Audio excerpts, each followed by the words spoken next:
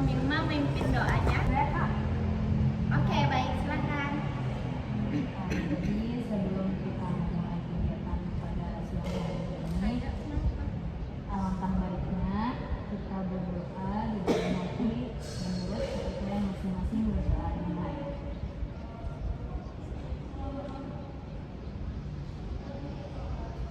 Ya, selesai. Oke, terima kasih. Baik, selanjutnya kalian udah pada saling kenal atau belum? Belum saling kenal ya? Oke, selanjutnya supaya kegiatan kita hari ini berjalan dengan lancar juga, alangkah baiknya kita saling mengenal terlebih dahulu. Saya minta nanti untuk perkenalannya teman-teman bisa sebutkan nama panggilan, nama panjang, dan alamat teman-teman, oke? Untuk perkenalan kita mulai dari mana? Kanan atau kiri? Kanan ya, kanan aja ya. Ya udah, silakan. Perkenalkan, nama saya Nita Tisha Zahra, biasa dipanggil Anin. Asal saya dari Karamat. Anin ya? Iya. Selanjutnya? Perkenalkan, nama saya Anu Akila, biasa dipanggil Anu. Alamatnya di Cilegon. Anda dari Cilegon? Iya. Oke. Jauh ya? Iya. Selanjutnya? Perkenalkan, nama saya Dewi Satika, saya dari Walantaka. Dewi dari Walantaka, lumayan ya. Selanjutnya? Perkenalkan, nama saya Putri. Putri doang Pak, nggak ada. Oh, Putri doang, nggak ada nama panjangnya. Berarti nama panjangnya Putri. Gitu ya. Putri, saya berasal dari Ciceri. Oh, Putri dari Ciceri. Selanjutnya? Perkenalkan, nama saya Desiana Maharati Ibrahim, biasa dipanggil Rani. Alamat rumah saya di Walantaka. Rani ya? Ya. Oke, selanjutnya? Nggak ada Walantaka. Berarti Walantaka samaan, kenal? Walantaka juga. Iya. Oh, berarti tapi nggak kenal ya? Selanjutnya?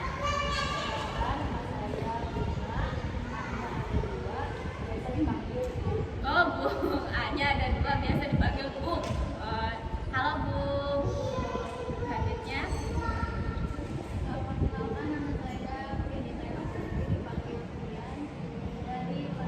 Oh, Vian dari Pandeglang. Oke.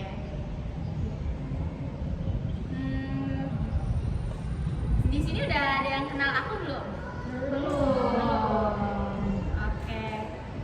Oke, selanjutnya. Udah pernah lihat Oh, udah pernah lihat. Di mana? Oh, di gedung ya, fakultas. tapi nggak tahu namanya. Oh, kamu kuliah di UIN juga? Iya. Oh, pernah lihat aku bareng. Fotonya kan. Oh, PM. Oke, izin perkenalkan ya sebelumnya.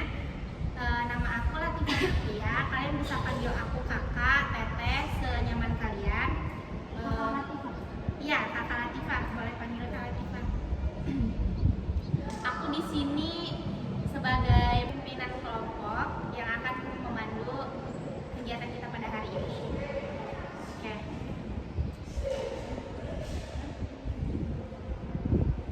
Sebelumnya di sini udah pada tahu ya tadi nama aku Latifah ya. Bisa panggil kakak, teteh. Halo.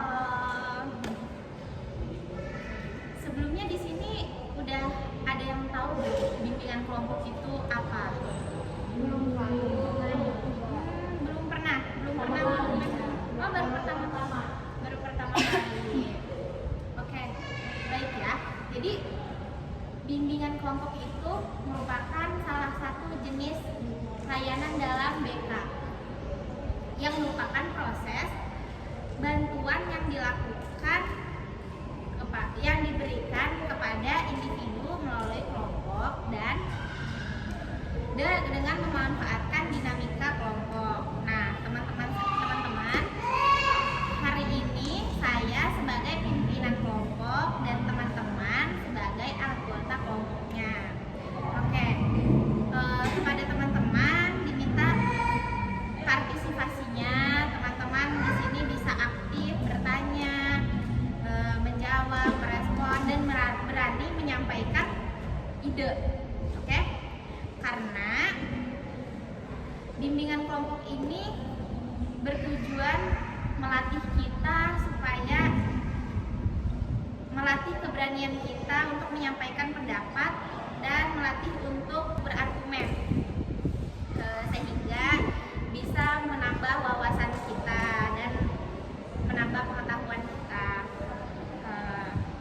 Jadi harapannya ketika nanti kita membahas topik yang akan kita bahas di kelompok ini, di bimbingan kelompok ini, kita bisa mencegah atau terhindar dari permasalahan yang kita bahas. Oke, oleh karena itu diminta partisipasinya dan kesukarelaannya dan diminta keterbukaannya untuk menanggapi, merespon, dan menjawab apa yang sedang kita bahas, apa yang sedang kita diskusikan. Dalam bimbingan kelompok ini, topik yang kita bahas ada topik, tugas, dan topik bebas. Oke, topik tugas itu yang diambil dari saya sendiri, dan topik bebas itu yang dipilih oleh teman-teman tentang apa permasalahan yang sedang marak-maraknya sekarang atau berita yang sekarang sedang panas-panasnya. Oke, baik teman-teman, di sini kita akan membahas topik tugas. Ya, topik tugas aja Kak. Ini topik tugas itu apa? Topik tugas itu topik yang diberikan dari saya sendiri, yang saya sampaikan kepada kalian. Kalau topik bebas itu yang kalian sendiri yang menentukan dan memilih apa yang ingin kalian bahas. Jadi kalian mau topik apa nih? Topik tugas aja. Kenapa nggak topik bebas aja? Karena lebih asik kalau dari depannya. Bingung juga kalau bebas banyak pembahasannya Kak. Oke. Saya sudah menyiapkan topik yang akan kita bahas untuk hari ini. Kalau jika teman-teman memang ingin topik tugas yang langsung diberikan dari saya di sini akan membahas tentang tingkat kemiskinan yang ada di Indonesia. Kalian tahu nggak sih? Kalian ada yang tahu belum tentang kondisi kemiskinan yang ada pada negara kita saat ini? Saya Kak, Kamu apa? mungkin ya yang saya ketahui, kayak tadi kan membahas tentang kemiskinan ya Kak di negara kita. Mungkin di negara kita kan memang masih negara berkembang ya Kak. Terus juga sumber daya dari kita pun mungkin kurang, jadi mungkin lapangan kerja juga dikit atau banyak SDM-nya yang pengangguran karena tidak melanjutkan pendidikannya. Jadi kan ketentuan dari pekerjaan juga mereka punya ketentuannya sendiri kan Kak. Jadi mungkin banyak yang lulus itu kali ya Kak. Jadi makanya masih banyak yang belum tercukupi dalam rumah tangga atau ya pribadinya. Benar sih Kak. Oke. Ada lagi yang ingin berargumen? Ada lagi? Saya Oke, silakan. kan tadi kayak tentang kondisi kemiskinan di Indonesia ya. Ya. Itu banyak faktornya ya Kak yang mempengaruhi kemiskinan. Contohnya itu seperti kurangnya akses pendidikan, apalagi kayak daerah-daerah pelosok. Kadang mereka tuh jarang banget ada yang sampai sekolah, paling cuma berhenti sampai tingkat SD doang gitu tuh. Terus lapangan kerja juga terbatas. Mungkin karena mereka itu cuma start sampai SMA doang ya. Sedangkan kan benar apa yang disampaikan oleh teman kita tadi, kalau pekerjaan dari pabrik-pabrik itu pasti punya persyaratan masing-masing, kayak harus lulusan S1 atau apalah itu ya. Terus juga ada distribusi pendapat yang tidak merata. Begini Kak. Oke, bagus. Ada lagi? Ya, boleh.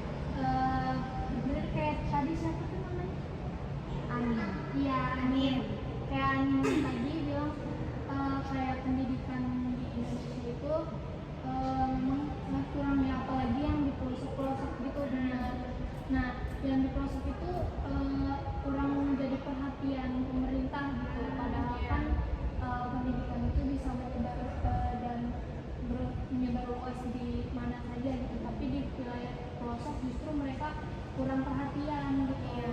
Contohnya kayak banyak di daerah Lebak yang aku tahu ya, di daerah Lebak itu banyak jalan-jalan yang kurang memadai gitu. Misalkan mereka harus kalau misalkan mau berangkat sekolah tuh harus nyebrang sungai dulu, atau misalkan melewatin jembatan yang udah mau rubuh gitu, ke jalan rusak yang kalau hujan becek banjir gitu kan. Harusnya itu kan jadi perhatian ya. Jadi susahnya pendidikan itu ya karena apa, kurang perhatian juga gitu. Nah, Kalau menurut aku. iya, bagus bagus. Ada lagi nggak yang ingin berargumen, menyampaikan apa yang sedang kalian rasakan pada tingkat kemiskinan yang ada di Indonesia pada saat ini? Oke. Kalau nggak ada lagi, saya simpulin sedikit ya dari tadi yang sudah disampaikan oleh teman-teman. Oke, benar tadi adanya kurang perhatian dari pemerintah. Dan pemerintah tidak melihat lebih jauh lagi kepada penduduk-penduduk yang mungkin yang berada di pelosok atau di ujung gitu. Dan mungkin untuk lapangan pekerjaan, karena memang sangat tidak bisa kita pungkiri di Indonesia pada saat ini juga untuk mendapatkan pekerjaan itu sangat sulit. Karena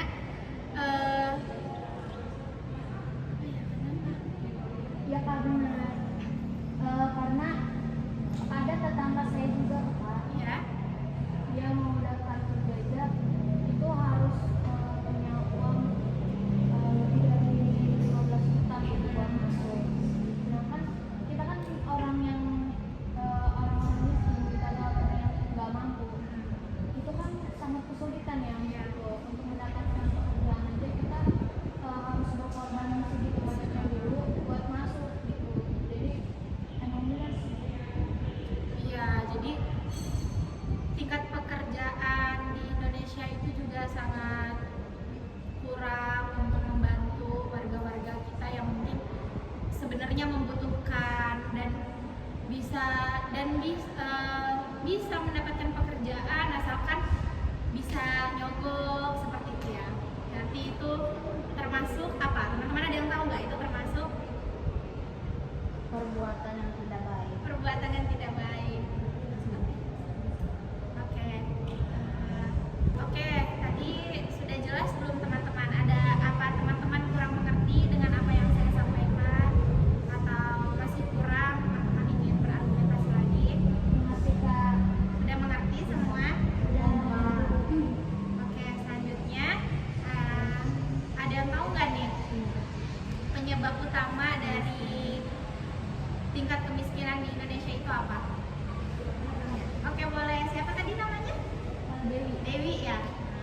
Nah, jadi penyebabnya itu kurangnya lapangan pekerjaan, terus rendahnya tingkat pendidikan, Iya. terus ketimpangan ekonomi antar wilayah atau terpencil, dan korupsi dalam sistem pemerintahan yang membuat bantuan itu tidak sampai ke yang membutuhkan. Iya. Ada lagi Kak, Iya. saya tahu. Kayak upah kerja yang rendah gitu. Upah kerja yang rendah, Ya. tidak UMR. Ya bisa juga kayak pekerjaan-pekerjaan yang seharusnya apa namanya yang berat gitu ya, yang berat atau dia mengeluarkan tenaga atau waktu yang lebih, tapi upahnya itu tidak sebanding gitu dengan apa yang sudah mereka lakukan. Iya, bagus. Ada lagi? Boleh, boleh. Terlebih dari semua itu ya yang katanya apa sih apa tuh tadi yang kata Dewi, Kurangnya lapangan kerja ya terlebih dari itu juga pasti nggak bisa kita pungkiri semua itu ada sangkut pautnya pemerintah, yaitu karena korupsi atau pembagian atau kebijakan yang tidak efektif. Dan kenapa bisa kalian berpikir kalau itu ada sangkut pautnya dengan pemerintah? Karena kalau misalkan saya nonton berita yang kemarin ya, nonton berita yang kemarin kalau anak SD itu suka dapat uang, bukan uang kayak pendidikan biasa, PIP. Nah itu banyak yang nggak tepat sasaran. Misalnya dalam satu sekolah itu ada 20 orang yang menerima duit PIP. Nah tapi si duit itu nggak sampai ke anaknya itu, malah itu diambil sama kepala sekolahnya. Nah itu kan sama aja korupsi, walaupun mereka bukan pemerintah tapi kan mereka atasan sekolah gitu, yang seharusnya uang itu sampai ke tangan anak yang tidak mampu, tapi malah mereka korupsi. Lebih dipakai untuk kepentingan pribadi ya. Bagus sekali, bagus. Siapa tadi namanya? Putri, bagus. Oke, ada yang ingin menyampaikan lagi berargumentasi? Boleh, boleh Bunga. Jadi saya kan kalau kata Putri kan tadi bisa masuk pribadinya, tapi kalau saya juga bisa dari pribadinya sendiri. Oh iya. Apa ya? Diri sendirinya itu udah tertanam rasa malas, udah tahu, udah masuk dalam keuangan, masuk finansial, harusnya mah dia juga apa ya, berusaha lagi, dicari-cari lagi gitu. Jadi bukan dari pemerintah aja, tapi dari dirinya sendiri juga harusnya bisa lah, apa ya, harus tahu gitu cara menanamnya. Oke, bagus. Ya tadi sudah benar semua apa yang disampaikan oleh teman-teman. Jadi sebenarnya kita tidak bisa menyalahkan satu pihak, pemerintahan. Nah, benar apa yang disampaikan oleh Bunga tadi itu juga bisa terjadi karena dari dalam diri sendiri. Karena kalau memang udah seseorang menanamkan rasa malas di dalam hidupnya, dia pun enggan untuk berjuang, untuk memikirkan bagaimana kedepannya supaya saya ini tidak seperti ini gitu, supaya saya bisa bangkit lagi gini. Karena dia sudah merasa bahwa dia sudah tidak mampu gitu, seperti itu.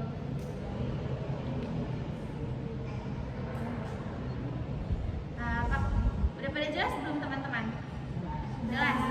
Sudah cukup semua? Ada yang mau menambahkan lagi? Menurut teman-teman, bagaimana dampak kemiskinan terhadap pendidikan, kesehatan, dan masa depan generasi maju?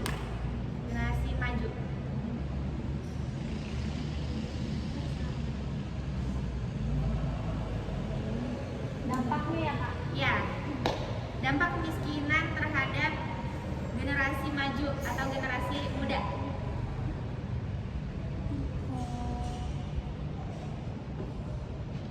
Ada yang ingin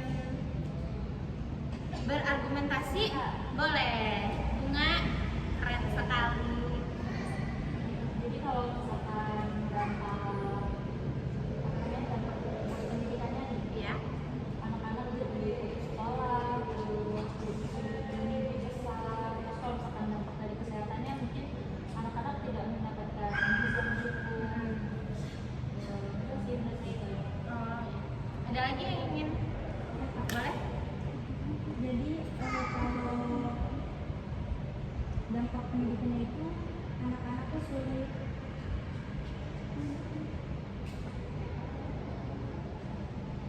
Boleh. Dewi?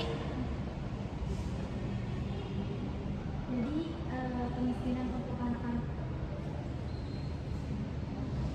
Oke, nanti dulu. Oke, ada lagi? Ya, boleh. kalau dari dampak pekerjaan ya kayak apa, yang pertama tuh keterbatasan kesempatan kerja, kayak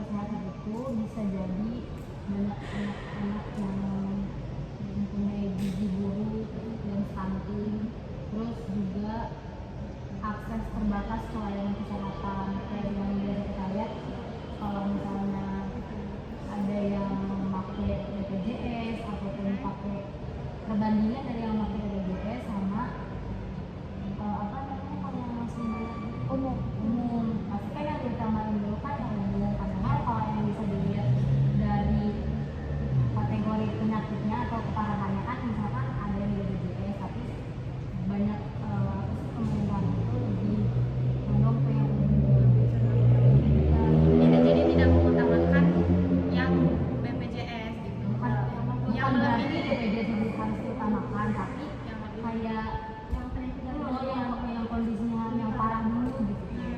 Terus itu saya pernah ada juga Kak di rumah sakit sekitar rumah saya itu sama itu memang mengedepankan yang umum gitu. Padahal ada pasien yang itu harus lebih dulu ditangani gitu ya, tapi karena dia pasien yang bukan umum gitu ya, dia harus apa namanya mengurus administrasi itu kayak dipersulit gitu, terus administrasi terlambat gitu, atau kan ditangani untuk di IGD atau apa gitu ya, itu malah udah dibiarin aja gitu sampai si apa namanya selesai pembatalan administrasi itu baru diurusin.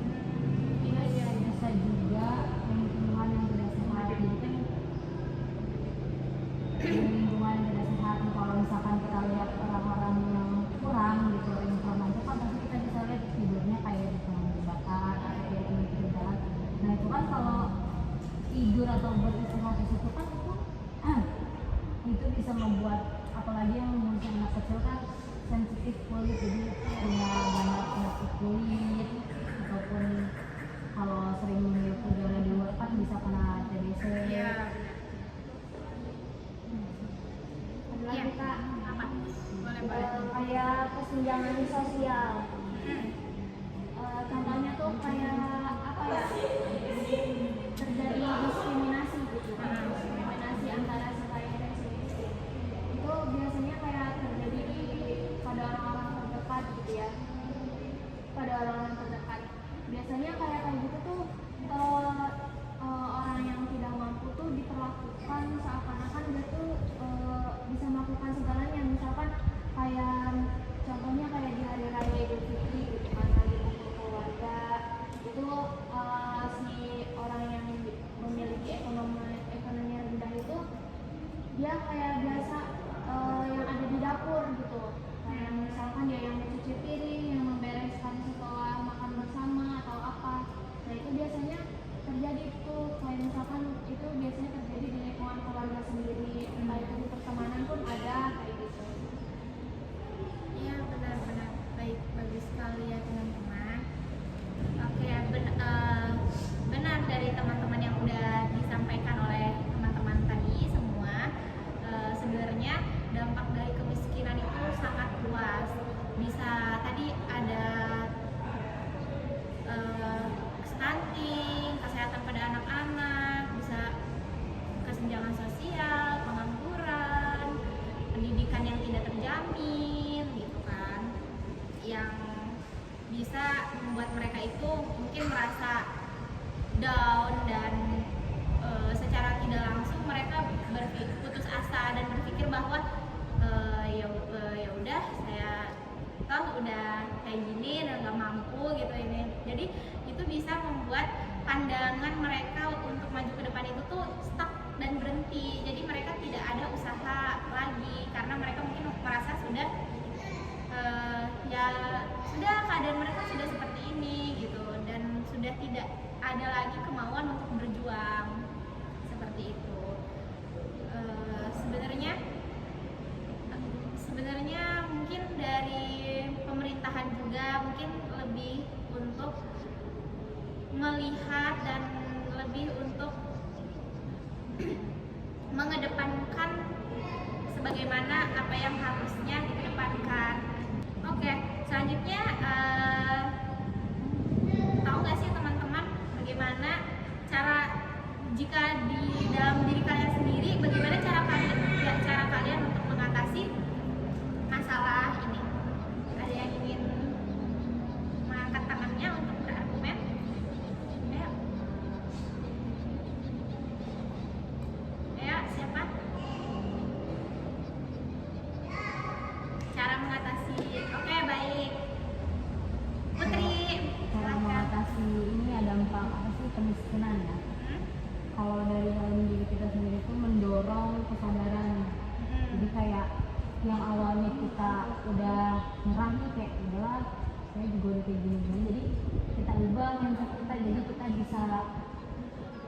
jadi kita bisa kayak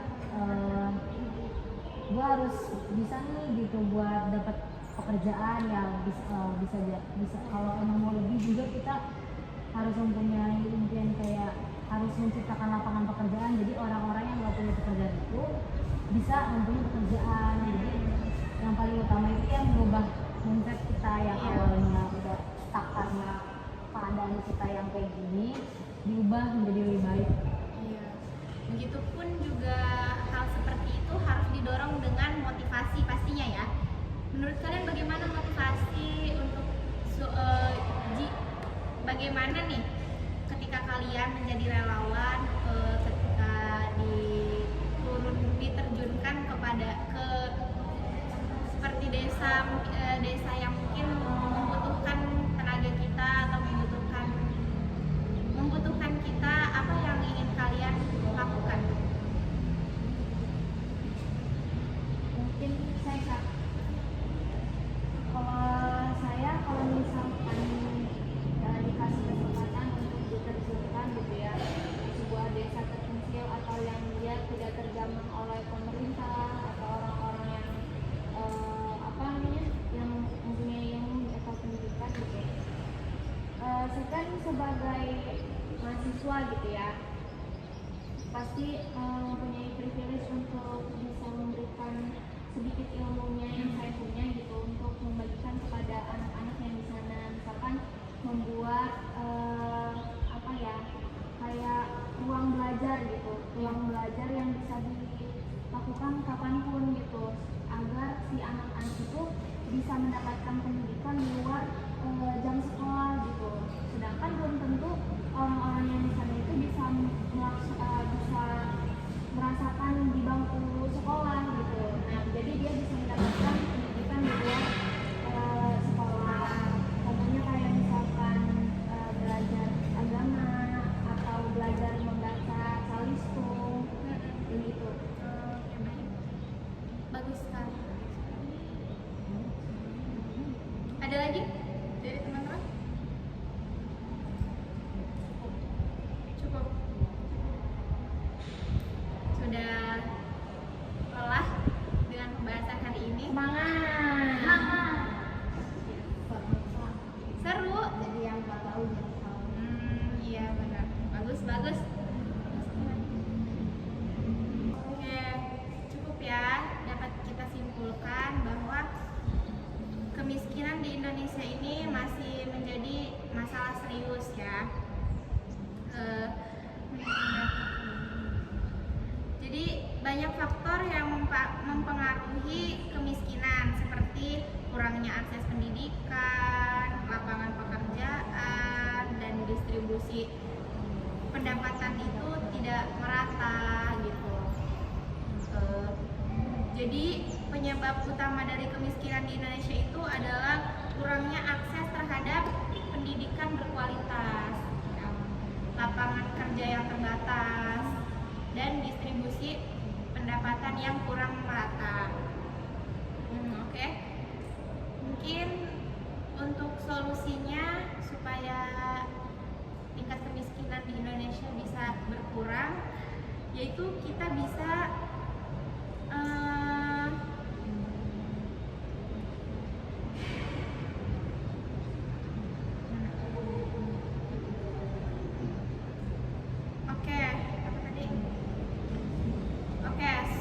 mungkin solusi untuk mengurangi tingkatnya kemiskinan yang ada di Indonesia ini bisa meningkatkan infrastruktur, pemberdayaan masyarakat, peningkatan akses pendidikan dan kesehatan, serta mengembangkan ekonomi lokal gitu teman-teman.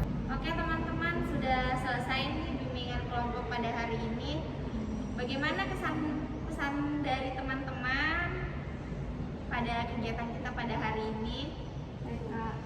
Seru banget, terus juga bisa menambah wawasan yang tadinya saya nggak pernah berpikir begitu serius gitu ya tentang kemiskinan di Indonesia, tapi karena topik yang sudah dibawakan ini jadi jadi melihat hal-hal yang ternyata itu hal besar gitu untuk mereka yang membutuhkan